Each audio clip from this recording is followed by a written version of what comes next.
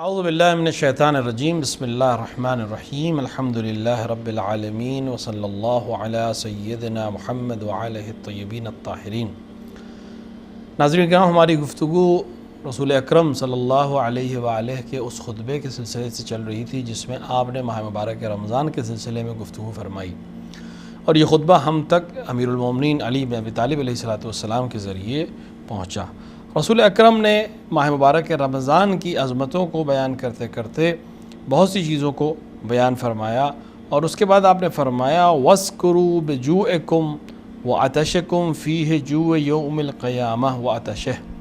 فرمایا کہ اس ماہ مبارک رمضان میں جب تم روزہ رکھو گے تو تمہیں بھوک لگے گی، تمہیں پیاس لگے گی، تو یاد کرو اس کی بھوک اور اس کی پیاس سے قیامت کی بھوک اور پیاس کو۔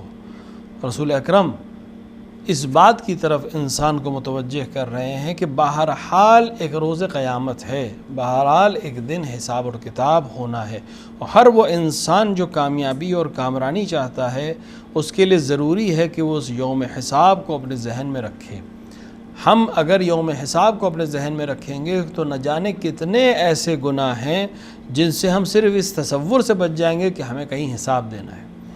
اگر ایک انسان کو کچھ دیا جائے اور اسے معلوم ہو کہ کوئی حساب کتاب لینے والا نہیں ہے تو ممکن ہے کہ اس سے خطا ہو جائے، لیکن اگر ایک انسان کو 10 روپے دیے جائیں، 100 روپے دیے جائیں، 1000 روپے دیے جائیں، اور معلوم ہے کہ شام کو اس کا حساب لیا جائے گا، میری ماں جس نے پیسے دیے حساب لے گی، یا میرے باپ اس سے حساب لیں گے، یا دکاندار حساب لے گا، یا مالک حساب لے گا، تو انسان ایک ایک پائی کا حساب رکھے گا، ایک ایک وقت کا حساب رکھے گا کہ میں نے کس طرح سے خرچ کیا، کیونکہ مجھے شام کو حساب دینا ہے۔ تو خداوند عالم روز قیامت حساب لینے والا ہے، یوم حساب اس کا نام ہی ہے۔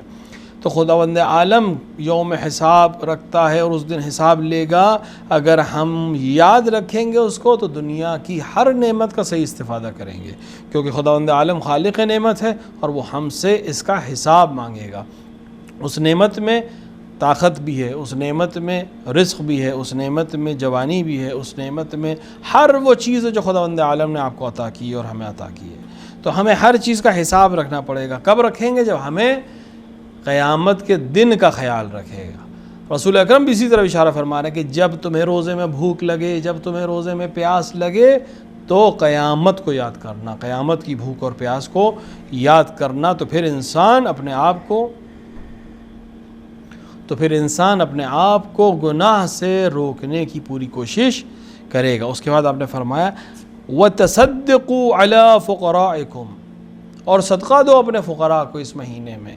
ویسے بھی فقراء کو صدقہ دیکھنا ایک بہترین کام ہے، اور ماہ مبارک رمضان میں جیسا کہ پہلے بھی بیان کیا گیا کہ اس میں تو عمل بڑھتا چلا جائے گا، یعنی اس کی جزا بڑھتی چلی جائے گی۔ خداوند عالم اس میں زیادہ جزا دینے والا ہے، تو اپنے فقراء کو صدقہ دو اس مہینے میں۔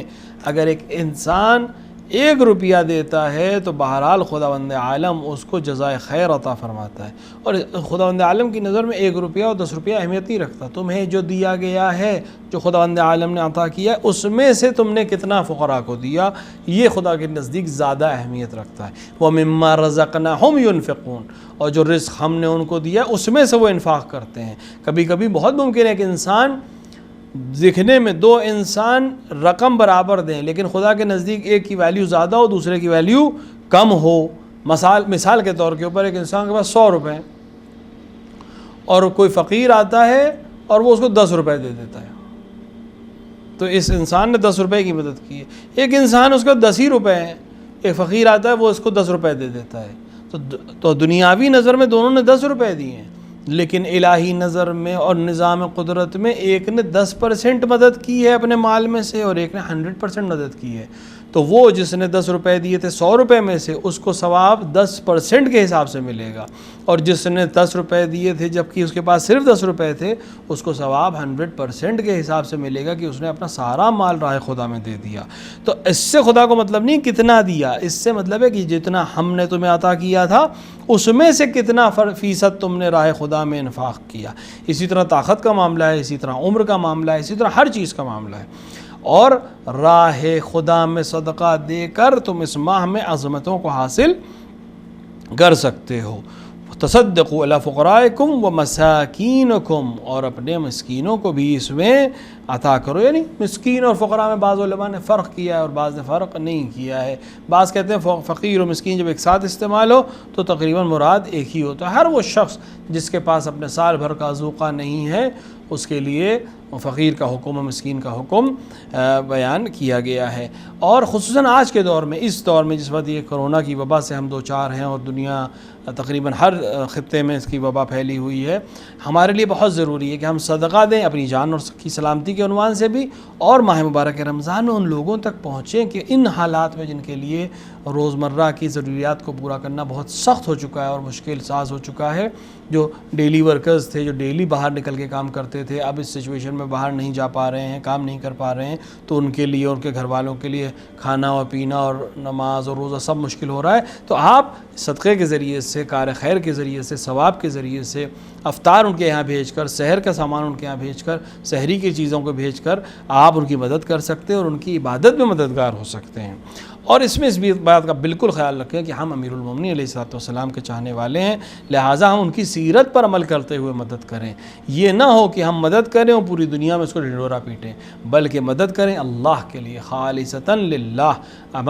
مدد کریں امیر المومنین کے شیعہ ہونے کی حیثیت سے، مدد کریں اس عنوان سے کہ امیر المومنین اس طرح سے مدد کرنے کو پسند فرماتے تھے. وَفِرُّوا كِبَارِكُمْ، اور اپنے بزرگوں کا خیال رکھیں اس مہینے میں. اپنے سے بزرگ جو تمہارے اس قوم کے ہیں، چاہے وہ عمر کے لحاظ سے ہوں، رشتے کے لحاظ سے ہوں، ان کا خیال رکھیں.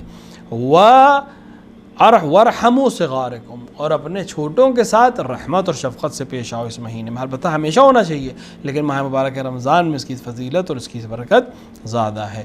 وَصِلُّوا أَرْحَامَكُمْ، اور صلہ رحم کرو اپنے ارحام کے ساتھ. صلہ رحم سے مراد یہ ہے کہ اپنے رشتہ داروں سے، رحم سے مراد شکم ہوتا ہے، یعنی رحم جس میں بچہ پرورش پاتا ہے شکم مادر میں، ان سے جو رشتے، تو اس کے لحاظ سے صلہ رحم، ارحام سے مراد وہ لوگ جو آپس میں رشتہ دار ہوں، جو رشتہ داری اور خون کا رشتہ رکھتے ہیں، ان کے ساتھ صلہ رحم کرنے سے مراد یعنی اپنے رشتہ داروں کے ساتھ اچھے تعلقات رکھنا، جو کہ ضروری ہے، اور قطع رحم اس کے برعکس بالکل حرام اور منع کیا گیا ہے.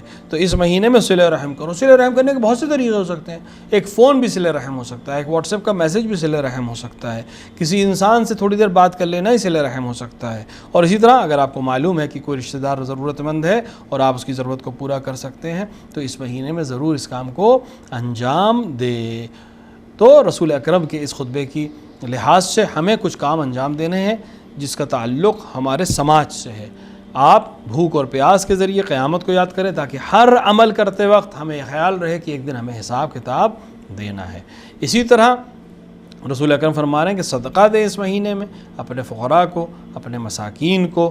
اور اس سے مطلب نہیں کہ آپ کتنا دے رہے ہیں، یہ امپورٹنٹ ہے کہ آپ کس طرح سے دے رہے ہیں، اور رسول اکرم اور امیر المومنین کی سیرت پر عمل کرتے ہوئے اللہ کی خوشنودی کے لیے اس کام کو انجام دے رہے ہیں. اور ساتھ ہی ساتھ عزت اور احترام کریں اپنے بزرگوں کا، اور رحمت اور شفقت کریں اپنے چھوٹوں کے ساتھ، اور اپنے ارحام کے ساتھ صلہ رحم کریں.